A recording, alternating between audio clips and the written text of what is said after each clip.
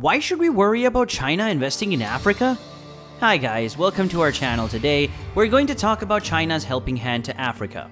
What does it mean and everything in between? These are economic stories and we have a tale. Analysts are speculating that this is the way for China to colonize Africa economically. In this day and age of democracy, China, to gain power over the untapped natural resources of Africa, is giving loans and investments. This is known as economic colonialism. You cannot fight a war, make them owe. This is a very immoral strategy to lend a helping hand just so they could later push them down. These debt traps are secretly set, and unsuspecting Africans are heartily buying into them. Well, Beijing has made multiple attempts to build up command and dominance in the continent. The influence of China on the African continent is a global agenda. In a few decades, China has become a key political and economic power in the continent. It is a gradual rise to power, and this began back in the 1990s, but the seeds were much older than that, and it dates back to the 15th century. We cannot say what was the nature of the relationship, but we can say that it was meant to make the relationship between the countries better. In the tomb of the Emperor Ming in Beijing, there's a painting of a giraffe. They say that the painting was brought in by the famous admiral and seafarer Zheng during his expeditions to the Arab world and the east coastal area of Africa during the early 1400s. 1911 saw the rise of official relations between South Africa and China under the provision of Sun Yat-sen. This led China to launch more active policies, further establishing contacts in Africa during the 1950s. This further escalated to increased cooperation between the people of the Third World country, a term coined by the Chinese leader Mao Zedong.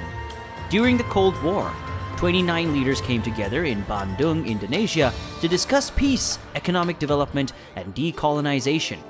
China was in those days underdeveloped, and compared to the other 28 leaders, the gathering provided extensive assistance to the emerging African countries. This led to many projects like the Tanzam Railway project, which connected the copper belts in Zambia with the ports in Dar es Salaam. Things were considerable until the 1990s. That was when China's strategy came to work. China sees their relationship with Africa as a means to achieve their developmental goals, and the relationship between Africa and the People's Republic of China was no longer driven by ideological imperatives. In a matter of 10 years, China became one of the biggest foreign investors on the continent. Today, Chinese companies are almost everywhere in the African market, with more than 1,000 Chinese companies operating in Africa, and with 1 million Chinese living in Africa, and they own some of these companies. These Chinese traders take their liberty in the African market and are backed by the Chinese investment capital on favorable terms. Since 2005, China's trade with Africa has been growing substantially, and these Chinese exports can roughly amount to $115 billion before the pandemic in 2019.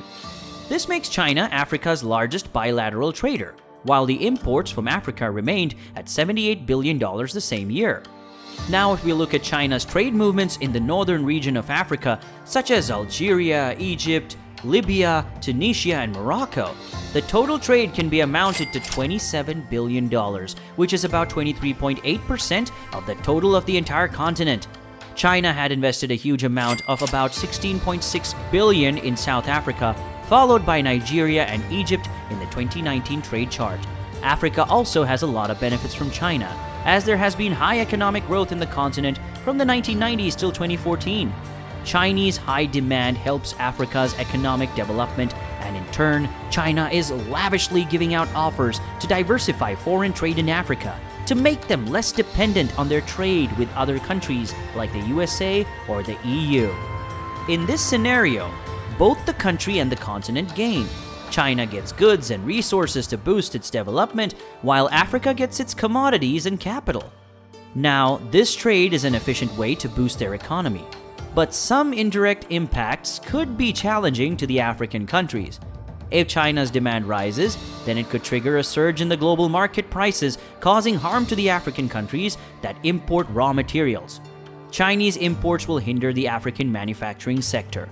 This economic colonialism has given a huge advantage to China over Africa. What do you think about this strategy? Comment below. Thank you so much for watching, and if you're new to the channel, consider subscribing for more content like this, and we'll see you next time.